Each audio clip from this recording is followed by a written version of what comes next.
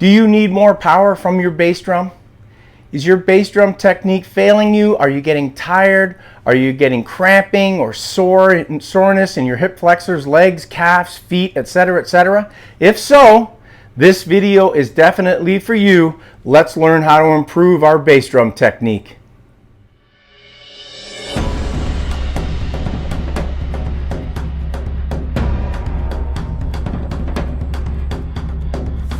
Okay, so we are going to talk about bass drum technique, something near and dear to my heart for sure.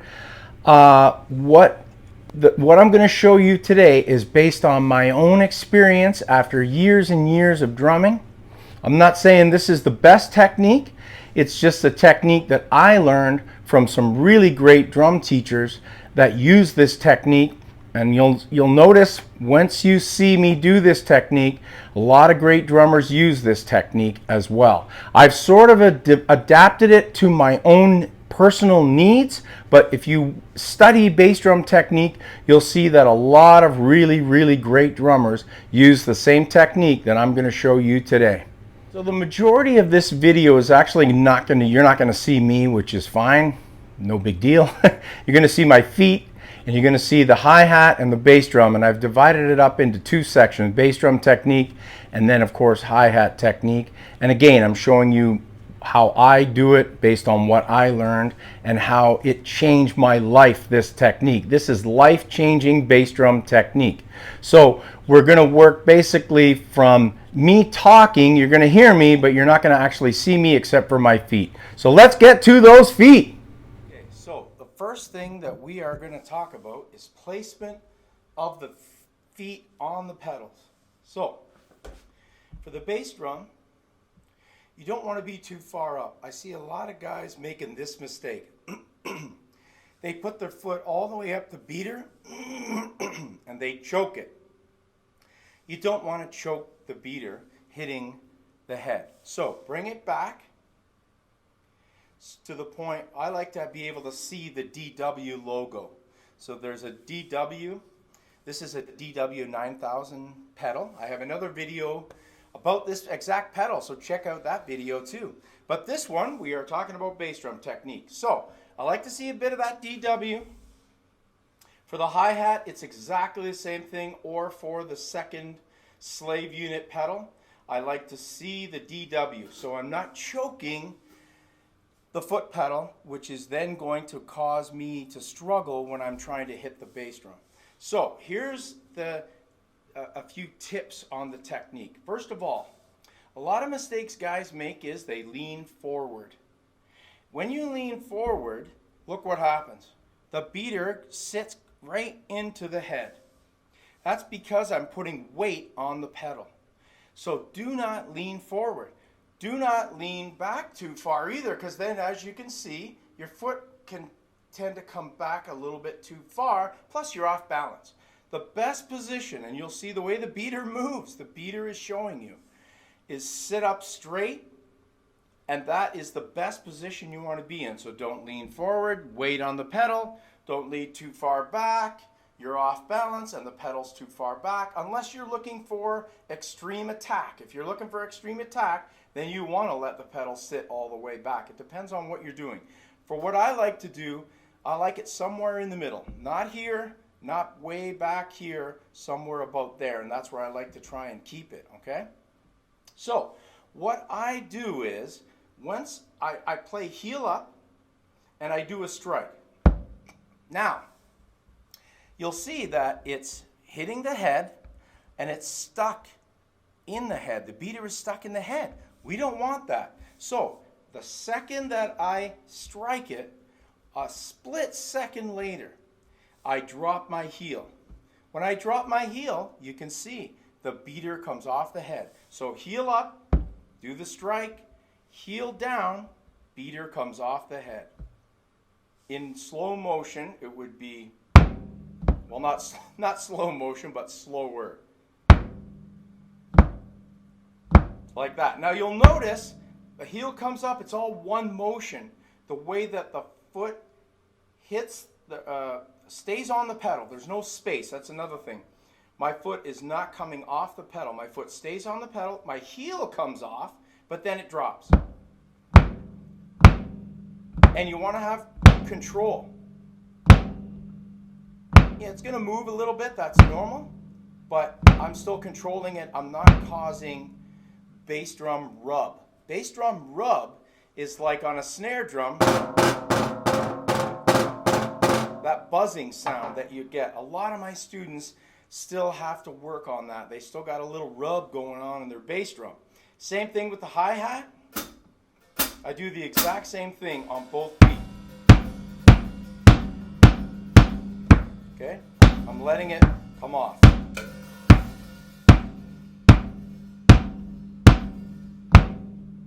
So it's all one motion. It's almost like a Moeller stroke. If you check out my other videos on the Moeller stroke, it's like a Moeller stroke for the foot. There's a slight wind up and then a release. Now, what's so great about this is it doesn't put any pressure on your hip flexors. You actually get a break from the hip flexors being tight because your foot is up. When your foot is up like this, your hip flexors are going to be tight. So to release it, you got to put it down. Now what I used to do is I used to play more of a heel up. And then what started to happen to me was my hip flexors would cramp in the middle of a gig. Well, that's a nightmare. And I realized through studying with my teachers and also working on it just on my own that if I released that tension by putting my heel down, I never get any cramping. And ever since I've adopted this technique, I never get tired, there's zero cramping, and I never have any problems after the gig walking around with my back or my hip flexors. So you're sitting up straight, all one motion.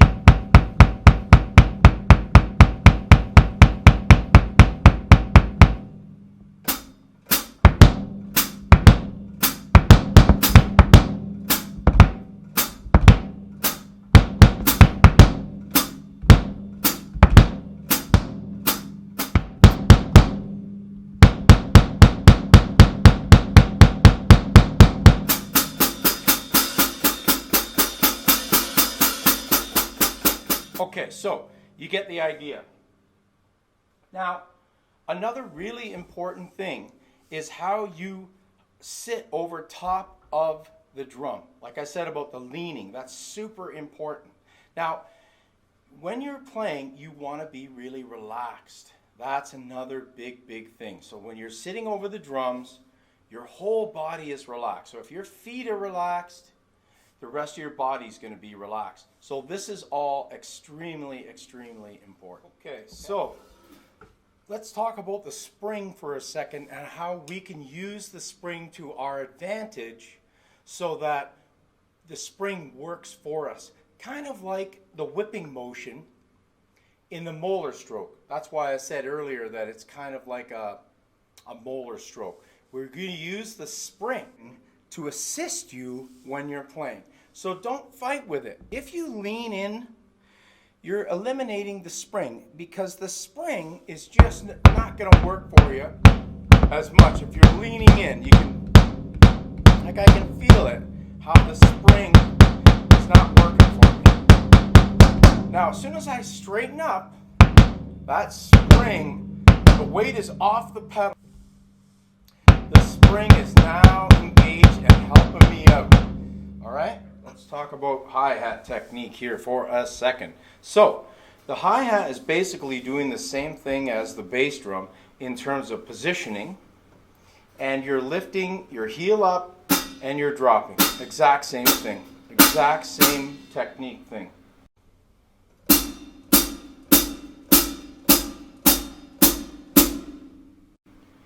It doesn't change when I'm actually playing a groove either.